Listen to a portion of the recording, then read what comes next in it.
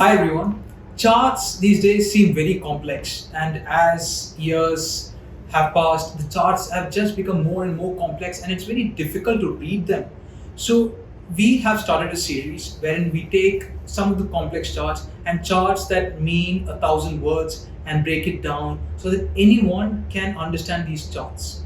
Okay, so today there was an IMF report they released. It's around 160 to 170 pages long, and it's so complicated with charts. And at the same time, there is a lot of useful information for investors. Let's break this down and try to understand what this means in very simple language and how we can use them to invest.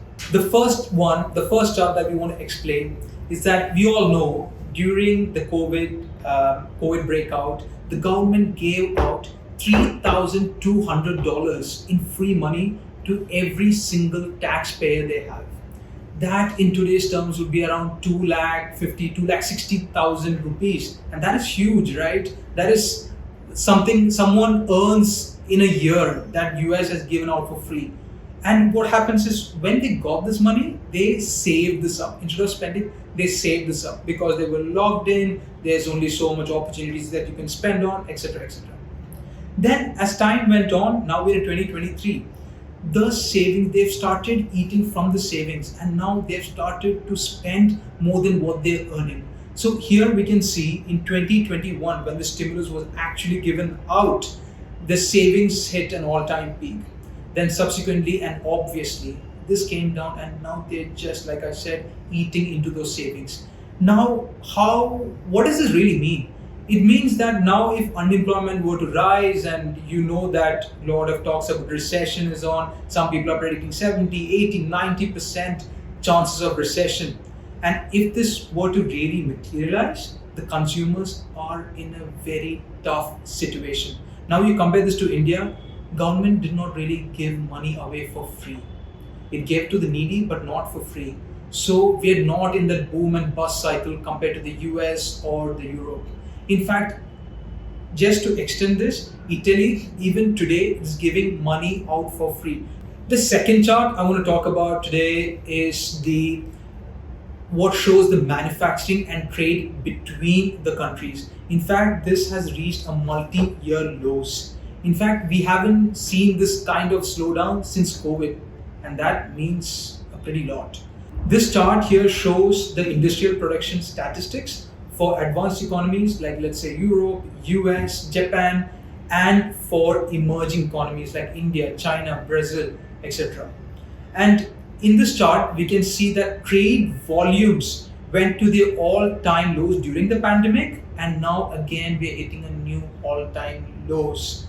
This is not just because of oil prices or the war or other sentiments. It's because countries have begun to shift inwards. What does this mean? If I want to produce something, I'd rather produce it at home, meaning in the country, rather than buy it from outside. We've all heard about Make in India, Make in US, but it's just not those two countries. There is Make in Vietnam, Made in China, Made in South Korea, Made in Australia. Every country is turning inwards and it's becoming fragmented. Instead of globalization, it's actually becoming deglobalization. And now over the years, what will happen is that countries will start trading raw materials rather than finished goods. So the value of the goods traded reduces, obviously, right? Because raw materials are much cheaper than the finished goods. And that's what we might see going into the future. Now the third chart, this is a very interesting one, easy to understand. I don't need to explain much, but I'll give it a shot. The IMF regularly analyzes and releases GDP forecasts for different countries and the global economy as a whole. Now this chart gives a comparison of 2020, 2022 and 2023, meaning what were the estimates during these certain years for the next 5 years, okay? Compared to what they had estimated back in 2020 and 2021, now when they estimate in 2023, their expectations have slimmed down significantly. Now, why? What is the reason exactly? Aging population is an obvious factor, but something that is unexpected has been the productivity per worker has reduced. Now, you might argue there is ChatGPT, AI, etc., but still productivity per worker has reduced. Not in our country, not in emerging markets, but in developed countries, especially Japan, Europe, the US, for whatever the reasons.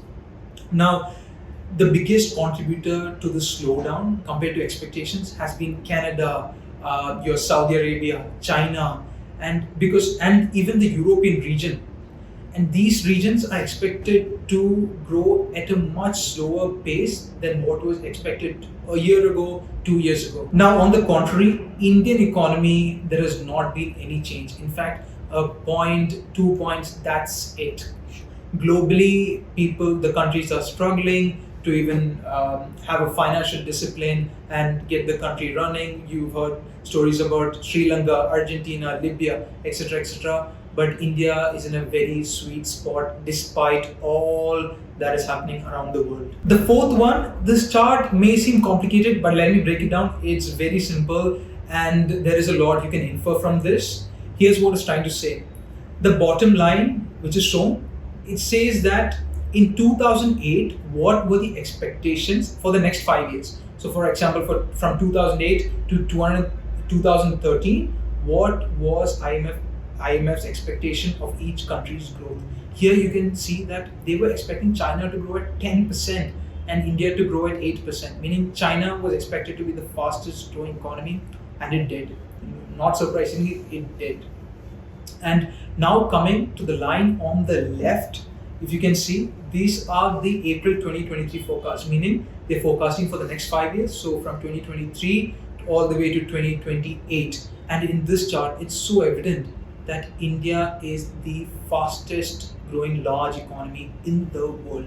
You can see those red small dots which may seem irrelevant, and it is irrelevant because these are countries that is expected to grow faster than India, but at the same time these are very small countries like Mozambique, Congo, Libya, and these countries are growing because they got a very small base that we're comparing with. Even with this, it shows that compared to, let's say, 15 years ago, where India is versus where China is versus where other countries are, you can clearly see that US, Europe, Japan, and most prominently again and again China is not where it was before.